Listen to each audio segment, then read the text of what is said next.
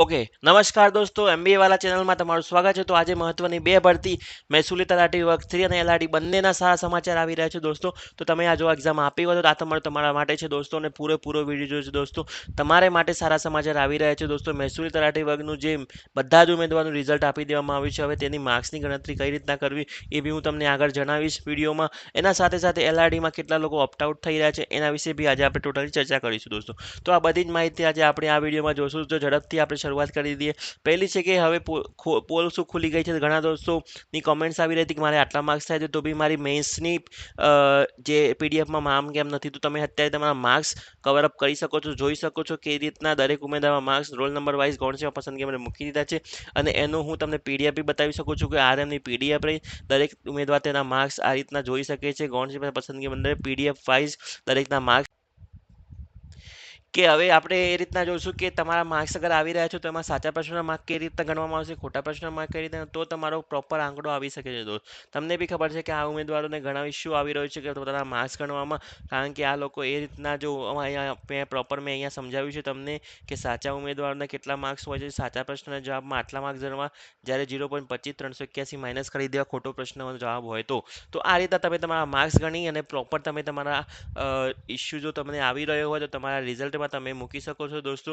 અને જો તમારું નામ હજુ બી તમને એવું થાય મારા માર્ક્સ અહીંયાથી વધી શકે છે યા વધારે છે તો બી તમારે અહીંયા તમે આવેદનપત્ર આપી શકો છો દોસ્તો. તો આ હતું એક પ્રોપર માહિતી વાત હતી કે જ્યાં રેવન્યુ તલાટીની હવે એલઆરડીની એક મહત્વની અપડેટ છે એ બી આપણે આગળ જોઈશું દોસ્તો. એના પહેલાં તો તમે હજુ સુધી સબસ્ક્રાઇબ નથી કરી એમબી વાળા ચેનલને તો ઝડપથી સબસ્ક્રાઇબ કરી દો.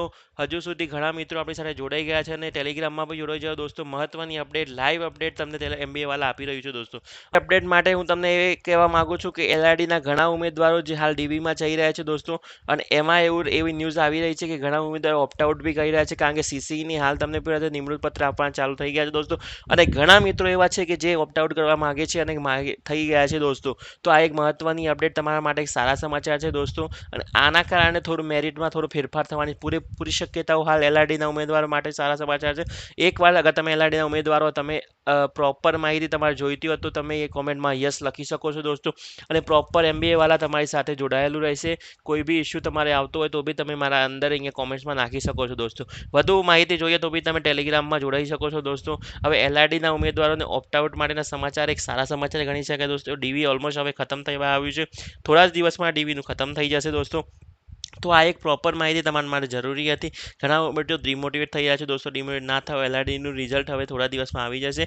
અને થોડું ઘણા મિત્રો ઓપ્ટઆઉટમાં પ્રોપર માહિતી સાથે નીકળી ગયા એવું જણાવી દેવામાં આવ્યું છે.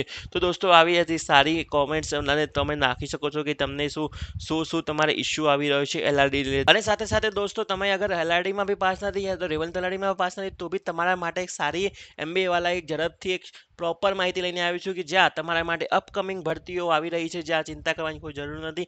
ઝડપથી આ ભરતીઓ છે, ઘણી બધી ભરતીઓ જે તમારા માટે આવી રહી છે, તૈયારી ચાલુ રાખજો દોસ્તો. આ એક ડેપ્યુટી મેમ્બરની હમણાં જ એક ન્યૂઝ આવી હતી જ્યાં 5,500 જગ્યાઓ છે, જે 5,502 જગ્યાઓ જે હાલ અવેલેબલ છે દોસ્તો. આની બી ભરતી આવી રહી છે દોસ્તો. એના સાથે સાથે સીસી અને રાજ્ય વેરાની એસટીઆઈની તો મને લાગે છે ત્યાં સુધી નેક્સ્ટ વીક યા તો નેક્સ્ટ મંથમાં પ્રોપર અપડેટ આવી જશે અને ફોર્મ ભરવાના ચાલુ થઈ જશે દોસ્તો. અને ડિસેમ્બરમાં આની એક્ઝામ લેવાની પૂરેપૂરી શક્યતાઓ હાલ એસટીઆઈની દેખાઈ રહી. તો ઝડપથી તૈયારીમાં લાગી જાઓ દોસ્તો. અને કોઈ બી ઇસ્યુ તમને સીસી રિલેટેડ હોય યા તો એસટીઆઈ રિલેટેડ કોઈ બી ડાઉટ હોય તો તમે કોમેન્ટ્સમાં નાખી શકો છો દોસ્તો. ધન્યવાદ. અને અમારી સાથે આ રીતના જોડાવશો અને લાઈક અને શેર કરજો.